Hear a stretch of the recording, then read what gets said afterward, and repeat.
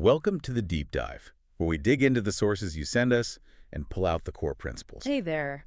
And today we're really wrestling with something pretty fundamental. It's that ancient dilemma of how you bridge the gap between joy and suffering. Right. To find a life of real, genuine happiness. And that is exactly our mission for this deep dive. The sources we have today, they lay out this incredibly powerful framework. It's like a map, really. The map for what, A exactly? map for becoming, well, stronger, healthier, and just more effective in everything you do. Yeah. We're here to really extract the gold. In this whole framework, it kicks off with a premise that's, frankly, it's a bit unsettling. It flips our whole idea of control upside down. It does.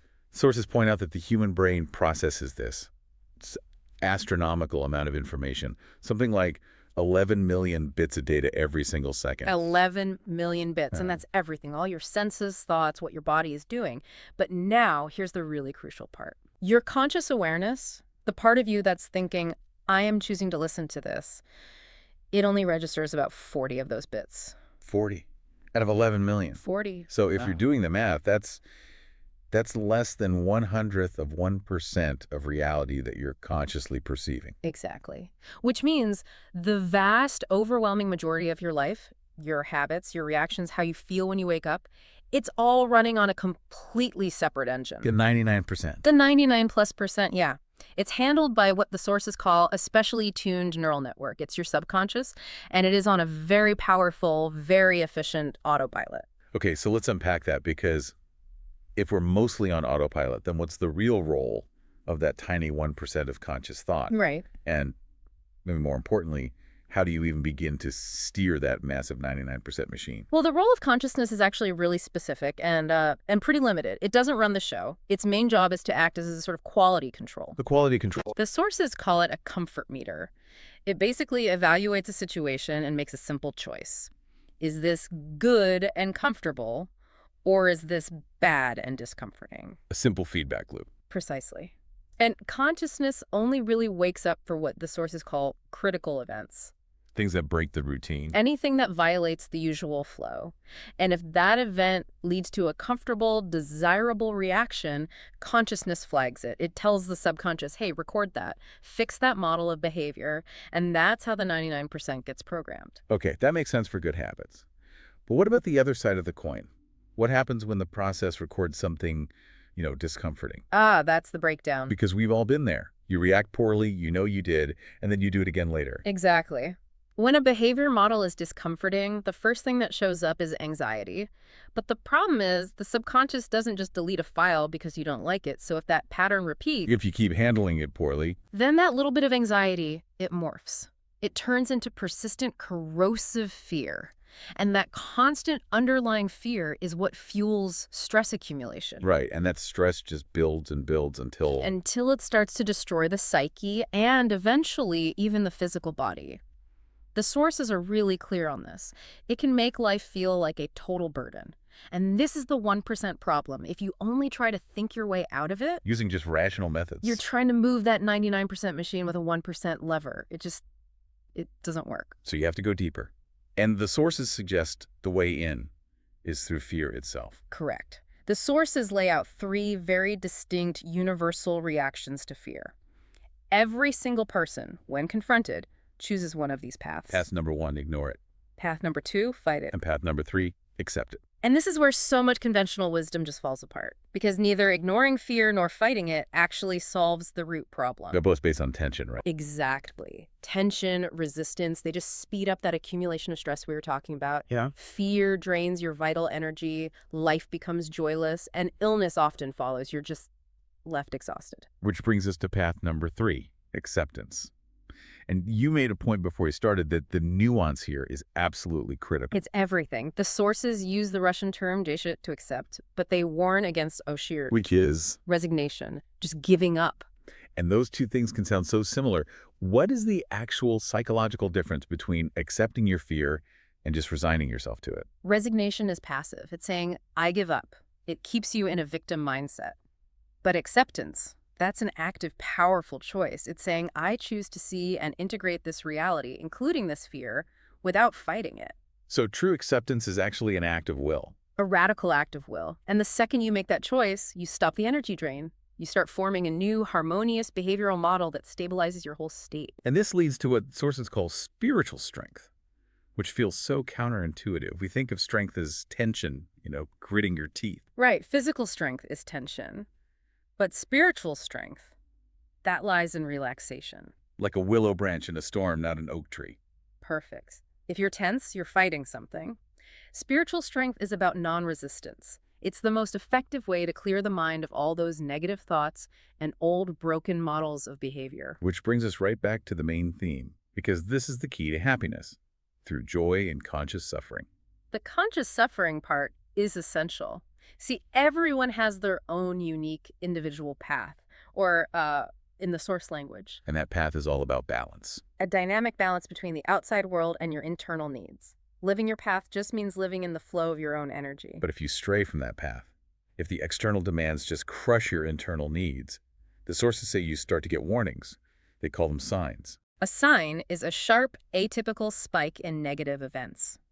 You miss your flight, spill coffee on your shirt, get a flat tire, all in one day. That's not just bad luck. No, that's a signal from your internal GPS that you've gone off course, that your path is unbalanced. And the response isn't to just push harder. The response is the opposite. It's to relax maximally, rest, meditate, create space to get those internal and external needs back in harmony. But the path back isn't easy. The sources are blunt. The path to truth and to happiness lies through suffering.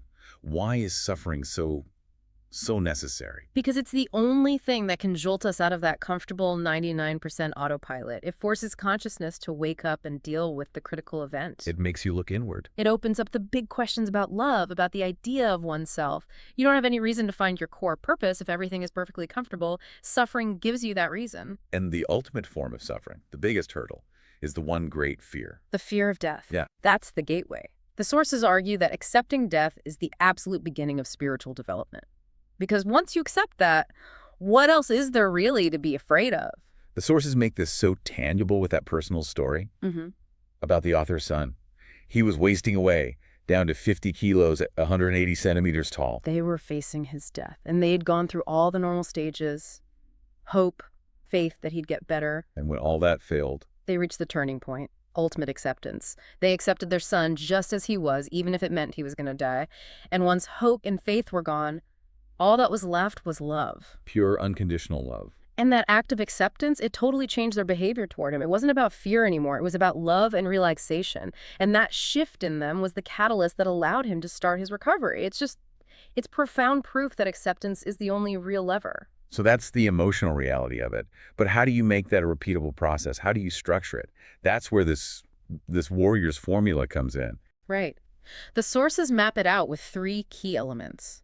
It all starts when a person finds a strong idea. The idea of oneself, a purpose. Something worth living for. And if that idea is strong enough, it creates the second element, unshakable faith. And this is a key point. It's not a rational faith. No, it's pure irrational belief. It's completely separate from logic or proof. And that faith generates Unbending intention, which is just action without any doubt. The whole system has to be there. The strong idea, the unshakable faith, the unbending intention.